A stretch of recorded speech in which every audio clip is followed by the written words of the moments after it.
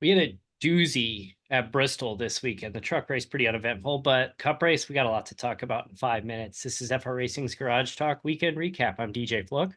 I'm Eric Richardson.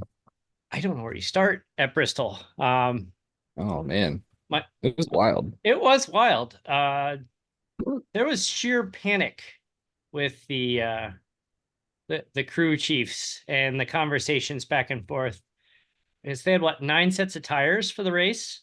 And then will we have enough to actually finish? Yeah, and then NASCAR's like, you know what? Give us your wheels from your first set you took off, and we'll give you a 10th set. And they like changed the rules mid race. So yeah, here's a 10th set, but then you've got like 100 laps to go, and teams are down to like 2 sets, and tires are going down, and some of those tires got absolutely shredded.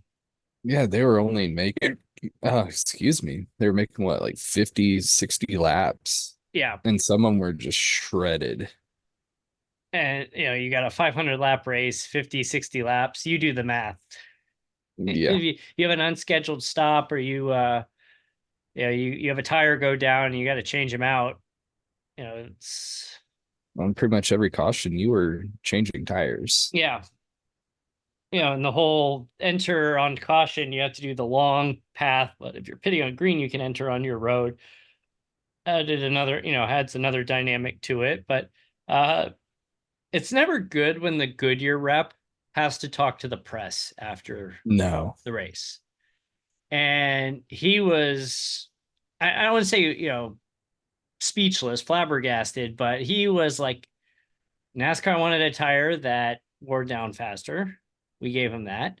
This is the same tire setup that we ran in the fall race with no problems. Like, was it the resin? Was it the temperature? Was it, what was it? They don't know. Like, they don't know at this point Yeah, why it's this was gonna be fun happening. to hear what comes out of this. They did put resin down on the bottom to try to get more traction, but also that upper groove just was not rubbering in. Nope.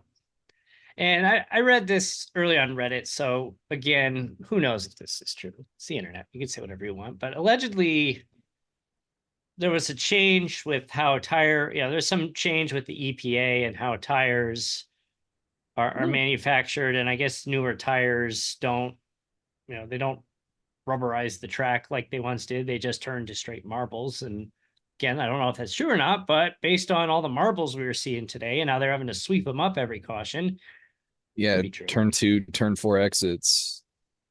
It was just caked in there. Then you see pit stops by the time they're finishing their left side tires.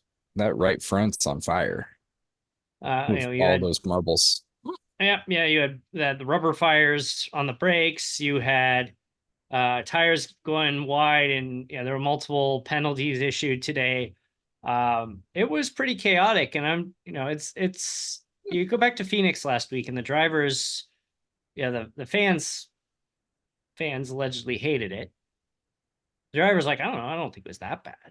And this week coming out of here, you got this chaos of the tires, but like generally the majority of people I've seen so far through social media and Reddit and comments are like, this was a great race. This was a lot of fun to watch. This was one of the better Bristol races I've seen.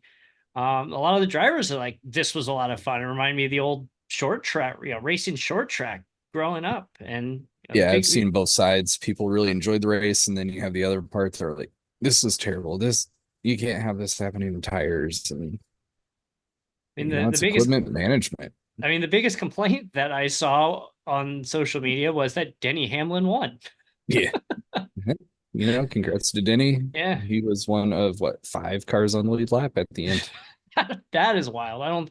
They were saying, when was the last time something like that happened? And on a full completed race, I couldn't tell you if something like that, that few of cars have ever Closest finished. was what, Kyle Larson last year at Wilkesboro All-Star race. Yeah, I mean that doesn't count. That No, I think before that it was like Richard Petty era. yeah, Richard Petty's like 10 laps up on everybody, but that doesn't count in the quote modern era. I don't think anything like Yeah, that's ever. you don't see this. I mean, for a while, all the Joe Gibbs cars are running 1 through 4. Then they split, and I think they went 1, 2, 9, and 10 today. So good day for them. Now you know Um, 54 lead changes. yeah, 54 lead changes. Brad Keselowski was the top finishing Ford. The Chevys were What largely a Bowman was in fifth. non-factor. Josh Berry had a pretty darn good day for the most part today. Led several laps in the front end. Uh, I don't know. There was just a lot of chaos today. Let me see here. Wrap this up here.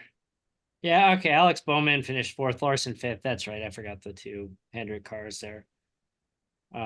Chase Elliott was eighth. So you got three Hendrick in the top 10. Chastain was 15th, was the next, and then Suarez was 18. Byron had a bad day. He got in an Yeah, early he wreck. kind of got bumped up and bumped into and broke the toe link. Yeah, and that's that. Fox was doing this whole big thing explaining the link and how this is literally, quote, the weakest link, no pun intended, of that whole assembly. And it is because it's the easiest part to replace, or one of the reasons why it's the easiest part to replace. So funny how they go and they spend all this time explaining it, and then here's Byron's going.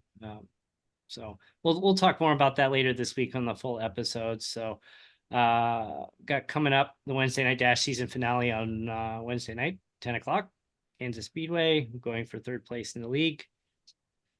And I think Saturday night and there Sunday morning, we might do a Garage Talk Live race day for the Australian Grand Prix, and hope it's as chaotic as last year's was. Doubtful, but we'll Yeah, it'd be see. fun to see. So again, at F4 Racing Online, f4racingonline.com. Check it out.